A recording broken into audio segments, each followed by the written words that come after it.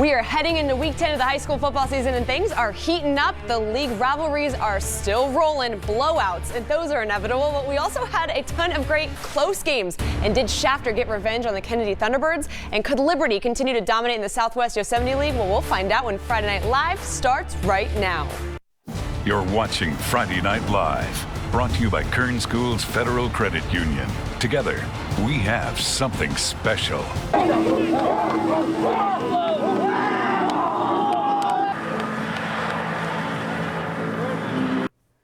Yeah, you gotta love the flag. It was kind of eerie up there. Majestic. Delano was bringing the darkness and some good highlights, and we want to say welcome into Friday Night Live. I'm Carrie Osip alongside Matt Lively, and Matt, we're going a little casual Friday today. Yeah, The Office had a great episode about casual Fridays. We decided our office would do that this week. Right. But what wasn't casual was this rematch, Shafter and Kennedy. Since our 2-a coverage during the preseason, we've been waiting for this one to get going. Yeah, Kennedy knocked off Shafter in the Valley Championship last year, and Shafter head coach Gerald Perucci told us back in July that this rematch was one he desperately wanted. And both coaches were talking about it pregame. They were excited, so was the team, but the Generals came in just 4-4 while Kennedy was looking to stay perfect. Our game of the week is Shafter at Kennedy, and we're going to get things going on special teams here. The punt would be blocked. Shafter with all the momentum, getting the ball in their hands, and Jackson Sanchez, he's taking snaps at quarterback tonight, and the touchdown, it's 7-0. He is electric. And Sanchez, he's going to later throw for another touchdown, but Kennedy responds here with the pass play. Jose Cota to Enrique Ramirez. It's 14-7 Shafter. But we're going to take this to the third. The score stalled. This little kid, he's in the mood. Third quarter here, Sanchez escapes. This guy made plays with his legs and arms already. He's making plays with his legs all day, running all the way down to the end zone. It's 27 Shafter. Whew, things get a little crazy though. Ricardo Solaria is going to rush outside and find the end zone for the Thunderbirds, cutting Shafter's lead to 20-14. And guess who it is, Matt? It's Sanchez again. Jackson Sanchez or Pablo Sanchez from Backyard Baseball? We don't know. Tell. Both guys are fast. And here he is with his legs again. 27-14. Late in the game, Cota is going to find Ramirez. And guess what? Ramirez slips the defender, gets into the end zone. It is 27-20. Thunderbirds would recover the onside kick. Man, things were back with Kennedy. They're on home field or have home field advantage, but Shafter's defense saves the day as the Thunderbirds are unbeaten no more. Shafter getting the huge upset road win, 27-21. That's becoming one of our best rivalries in town. Arvin, they got a win at home over McFarland. Final score there was 34-13. And those Wasco Tigers taking on the Taft Wildcats. It was Wasco, who loves the Oklahoma drill, 28-12, grabbing the win. And speaking of rivalries, Wasco and Shafter, they have a big rivalry coming up next week. Yes, they do. Of course, things are going to change in that SSL because Kennedy now losing means that they were going to play for that league title. I don't know. Matt, I don't know, but we're looking forward to it. Well, now we're going to move on to the Southwest Yosemite League. The Stockdale Mustangs are 5-1 in their last 6 games. Yeah, and while Frontier has been on a roller coaster of a season and we're coming off 2 straight losses, they were trying to get back on track. Well, could the Titans get the best of those Mustangs? The fans rocking the pink tonight. First quarter, it's the Mustangs defense forcing a safety. The big man, Maximus Hawarden, driving the Titans back, but the Titans would respond. Chavaria finding Jaden Smith for the catch here. They'd punch it in on the next play, up 7-2 early. Those two would connect again before half, making it 14-2. But things would get ugly in the third. Titans defender looks like a clean tackle, but feelings would get hurt in this one, Matt. We never see this. Yeah, flags are flying. Yeah, people love their league play. Let me tell you about it. Well, in the fourth we go. Mustangs quarterback Jack Kaiser would find his receiver for the score. This game would go into overtime. Frontier getting the slim win, 21-20 over Stockdale. Was that a football or a Condors game? Liberty Patriots facing off against the Garces Rams. Liberty ball, quarterback keep, and the ball pops out. It's picked up by Garces to take over, but Garces didn't fare all that well. Right here we have Joseph Campbell. He was looking for the deep pass to Jack Catton, still as he takes in a pretty nice catch there, Carrie. I like all of that, but no score. Yep. Liberty did roll in this one 31-0. So Liberty Pats keep control of the SWL so far. Well, moving on to BHS and Centennial. Centennial with the ball here. Max Ritchie at quarterback is going to throw this one. It looks like it's going to his receiver. It's not. It's wide open for an interception by Isaac Jernigan. Drillers are going to take this ball into the red zone later. Ball is handed off to Wesley Wilson. Charges in for the touchdown. Centennial makes a field goal a little bit later. The boot is good. We love to see those kickers, right? Because kickers matter too. Oh, yeah. Well, the Drillers, they would take this one at home in a low-scoring affair, 10-3, your final. Well, every week we like to highlight what's happening off the field, and this week we are literally talking about what's off the field up the mountain in Tehachapi. There is the Great Wall of China, Machu Picchu, Yes. the Roman Colosseum, the Yes. Taj Mahal. Wait, am I reading this right? Coy Burnett Stadium? I don't know. I think I did read that right, and that's this week's Fandemonium.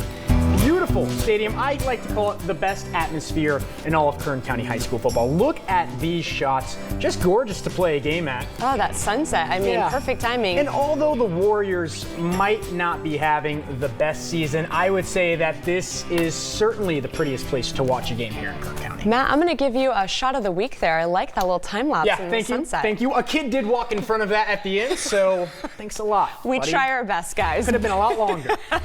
But you know what is longer, Matt? The show. Because Yes. we got plenty more games to get to, plenty more great shots to get to, plenty more great plays, including Independence looking to clip the BCHS Eagles and the North Stars taking on the Miramonte Lions. Don't go anywhere. Please don't, because we got stuff coming your way.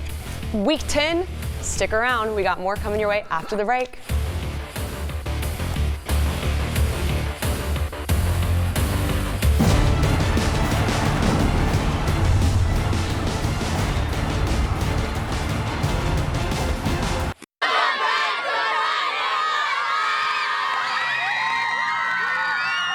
Getting that Thunderbirds band in on the action. Everybody was actually in there. Usually we have cheerleaders, or Yeah. last week you had one member in the band. I like But that. we love the band, right? Well, we're heading into the South Yosemite League and two teams that are on polar ends of the spectrum. Independence is coming on a 3-game win streak, Right. finally Right. finding their confidence after a bumpy start to the season. But Yes. BCHS coming off their first league loss in the Darren Carr era. Yikes. So is BCHS motivated enough to hold off the Falcons? Well, let's find out. Bakersfield Christian hosting Independence, the Falcons and the Eagles, a game of the birds. In the first quarter, BCHS quarterback Dominic Gamboni rockets the ball to Ronnie Simrel, takes it all the way, bringing it to 14-0 BCHS. The fans like what they see. The birds are flying, the balls are flying, everything's up in the air. Second quarter, Independence quarterback takes aim Got moved. at his guy. This is a big-time target, Zark Williams, but it's picked off by Bakersfield Christians. Donovan Foster, who takes it in for the touchdown, 29-0 BCHS as the Eagles outflew the Falcons 50-7. Coy Burnett Stadium, the setting of the Ridgeview Tehachapi game. Tackling was not a huge priority for the Warriors. Alexander Williams making the whole defense miss here. That would set up this Justin Henzo to Zion Hall reception, taking it all the way for the score. And then later, Marquise Castile picks off Jacob Ty. I just really like the speed ups for this highlight. That's why I threw something That game in. looked fast, man. Yeah, that interception led to Anthony Ramirez bowling his way into the end zone for the Wolfpack. He was our player of the week last week. Ridgeview wins big on the road, final 52-6. Well, the West High Vikings were looking to grab a win over the Golden Valley Bulldogs. They did exactly that, outlasting Golden Valley after the Bulldogs couldn't handle an extra point snap. 21-20, your final there. Casey Tittlemeyer has had his East Blades rolling in the Southeast Yosemite League this year. Yeah, and while Foothill isn't exactly where they want to be, Brandon Deckard has made huge improvements for the Trojans. So who would come out on top tonight? Well, let's take a look. To the action we go. Foothill at East. East ball in midfield. The Blades are starting there. Kenneth Barrera for the deep pass to his man. He's looking towards the goal line. This one drops here. Then the next play, it's Barrera who's going to get the ball again. Punt fakes, decides to keep it, and makes his way into the end zone. He'll just do it himself. 6-0 in the first. But the Blades trying to find momentum in this game. The mascots, he's excited. Blades Barrera is going to find Michael Rodriguez, and his guy is wide open. Takes it from there for the touchdown. East takes this one 34-6. Highland Scots have dominated in the SEYL, and tonight was no different. Nick Salas had a 44-yard pick six, and the Scots playmakers ran all over the South Rebels. They remain undefeated in league play, winning by a final of 41-17. And the North Stars traveling to South of the 58 to take on the Miramonte Lions. The Stars were able to beat the Lions 37-26. We're starting to figure out how this whole league thing works. We still have 1 week left, though, to figure out those league titles. Stick with us right here on 23 ABC. We'll have our favorite part of the show. Matt's not confused about this. Top 3 and 23. I love my top place. Let's get to it. Stick around.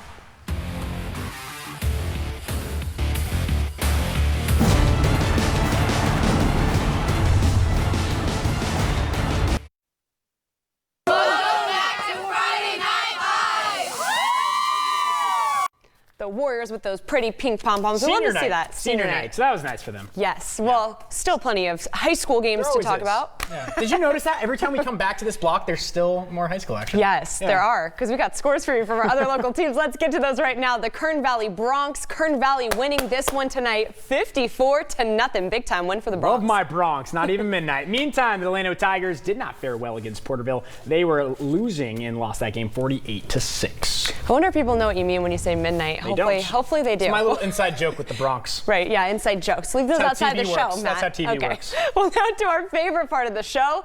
We're getting to those what, Matt? Top 3 on 23. Okay, let's start it with the number 3 play of the night. We're going back up to Tehachapi. They needed to try something tricky to create some offense. Ty completes it to Braden Batson. Big time play. We love the tricks, right? For a night that didn't have a lot of offense from the Warriors, this was nice to see. Moving on to number 2. We are at Bakersfield Christian. Donovan Foster picks this one off, takes it all the way to the house for the touchdown. That made it 29-0 Eagles. And for your top play of the night, we're going to give it right back to Shafter. This kid, Jackson Sanchez, taking snaps at quarterback, and things were just working. His second rushing touchdown of the night was a big-time play here. He gets past, I think, all of the Thunderbirds' defense to find himself into the end zone. You know what he looks like, and you won't remember him because you weren't here. Alex Aguilar last year for Shafter was doing plays like this. Sanchez taking a note from his former teammate and doing some big things with his legs. We love to see that. But Matt, could you make these plays? No, and I have no idea who that is. But if Kennedy was Superman, I think Sanchez is Krypton. All right. So that's how I'm going to relate that, because I am Coach Perucci would love to hear that. I think maybe we'll give him a shirt. Kryptonite? We don't have that in the budget. We don't have it in the budget. Only for our t-shirts. Don't get your hopes up. Well, week 10 has come and gone, and Matt, can you believe it? Next week, the final week of the regular season. Oh my gosh. Week. So league titles on the line. We're going to take you to those next week, but until then, we're going to try to figure out who is standing at the top, because I don't even know anymore. Us in the entire state of California. Yeah, so guys, just let us know. But we'll take some polls. Let us know who you think is going to win some league titles next week. But for now, from week 10, it's Matt, it's Carrie. It's been Friday Night Live, and we will see you next time.